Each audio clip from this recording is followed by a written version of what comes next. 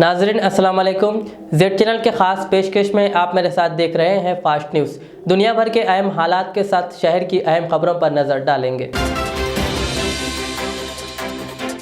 आलमी इदारा सेहत और कोविड-19 मुतासरा ममालिक के सरबराहान लगातार लोगों से अपील कर रहे हैं कि वो कोरोना वैक्सीन लगवाएं ताकि इस आलमी वबा को काबू में किया जा सके।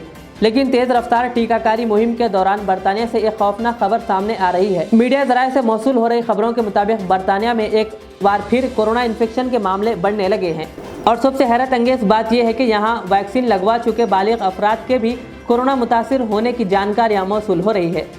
इस सिलसिले में बरतानिया के किंग्स कॉलेज लंदन के senior virus training specialist professor team expert का कहना है कि बरतानिया में वबा की तीसरी लहर उरूज पर है। यहाँ मजमूई तौर पर 87.2% वो लोग कोविड पॉजिटिव है जिन्हें टीका लगाया जा चुका है।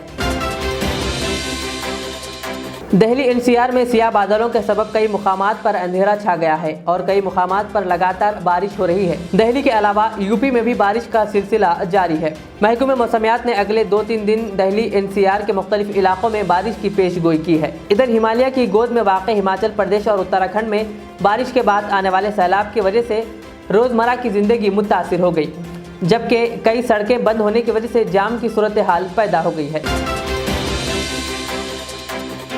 पहले आलमी टेस्ट चैंपियनशिप रनर अप रहने वाली टीम हिंदुस्तान अगस्त के महीने में दूसरे आलमी टेस्ट चैंपियनशिप का आगाज़ इंग्लैंड के साथ खेले जाने वाली टेस्ट सीरीज से करेगी।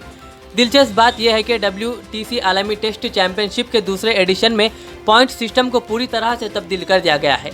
इस सिलसिले में ICC ने ऐलान करते हुए कहा कि पहला WTC मुकम्मल होने के बाद लोगों की कई तरह की राय सामने आए, जिसको देखते हुए पॉइंट सिस्टम में तब्दीली करने का फैसला लिया गया है। खलीजी रियासत मुत्तहिदा अरब अमारात ने इसराइल में अपना सिफारत खाना खोल दिया है। UAE खलीजी अरब रियासतों में पहला मुल्क है जिसने इसराइली सरजमीन पर अपना सिफारत खाना खोला है। आसाम में एक नया कानून मंजूर करने की तैयारियां की जा रही है, जिसके तहत बीफ की फरोख्त और खरीदारी मुश्किल हो जाएगी।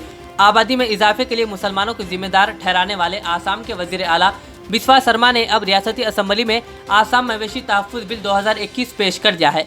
इस बिल को मंजूर होने पर रियासत में बीफ खरीदना और बेचना दोनों काफ़ी मुश्किल हो जाएगा। बजट सेशन के पहले दिन असेंबली में यह बिल पेश किया गया।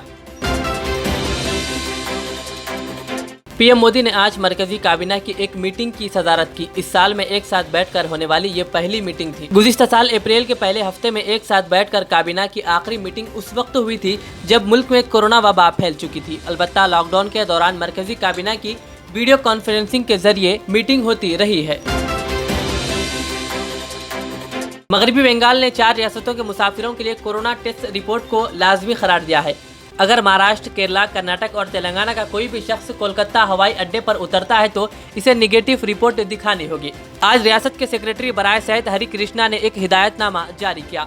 तैयारी की रवानगी के वक्त टेस्ट रिपोर्ट 72 घंटे से ज्यादा पुरानी नहीं होनी चाहिए। कांग्रेस के साबिक सदर राहुल गांधी ने कहा कि वजीर आजम नरेंद्र मोदी की क़ियादत वाली हुकूमत में मुल्क बहुत गैर महफूज हो गया है और इससे कबल कभी हालात ऐसे नहीं रहे। राहुल गांधी ने ट्वीट करके कहा, मोदी हुकूमत ने गैर मुल्की और दिफाई पॉलिसियों को मुल्क का सियासी हथकंडा बनाकर हमारे मुल्क को कमजोर कर दिया है।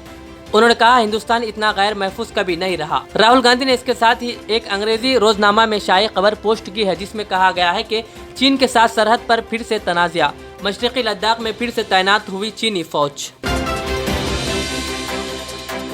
मुल्क के कुछ हिस्सों में खुसूसी तौर पर पहाड़ी इलाकों के सयाहती मुकामात, अवामी नकल व हमल, ट्रांसपोर्ट, दुकानों और मॉलों में बढ़ने वाली भीड़ के मामलों को संजीदगी से लेते हुए मरकजी वजारत दाखिला ने तमाम रियासतों और मरकज़ के ज़ेर इंतज़ाम इलाकों से कहा कि वो कोविड से बचाव के तमाम एहतियाती तदाबीर को सख्ती से नाफिज करें। होम सेक्रेटरी अजय भल्ला ने तमाम रियासतों और मरकज़ के ज़ेर इंतज़ाम रियासतों के वज़राए आला को खत लिखकर कहा कि कोरोना की दूसरी लहर अभी खत्म नहीं हुई है, लिहाजा किसी भी तरह की कोताही या नरमी बरतना खतरनाक साबित हो सकता है।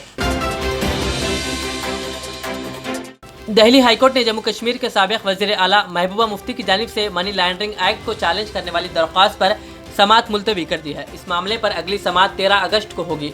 इससे कबल हाईकोर्ट ने महबूबा मुफ्ती की मनी लॉन्ड्रिंग के इल्ज़ाम में ED के जारी करदा समन को रोकने से इनकार कर दिया था। फास्ट न्यूज़ के बाद मुझे इजाज़त दीजिए। हमारे जेड चैनल को यूट्यूब पर सब्सक्राइब, फेसबुक का लाइक शेयर ज़रूर करें। अल्लाह हाफिज़।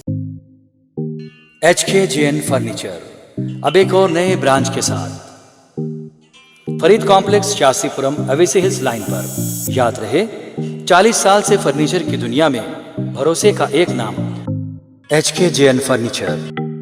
हमारे यहाँ नए डिजाइन्स का नया कलेक्शन मौजूद रहता है। आपकी ख्वाहिश के ऐन मुताबिक भी फर्नीचर तैयार किए जाते हैं। आली जनाब मोहम्मद नसीर चिश्ती साहब की जानिब से यतीम और गरीब बच्चों के फर्नीचर के लिए खुसूसी discount package. HKJN manufacturing showroom, हमारा पता Farid complex Shastripuram Owaisi hills line Hyderabad. HKJN furniture.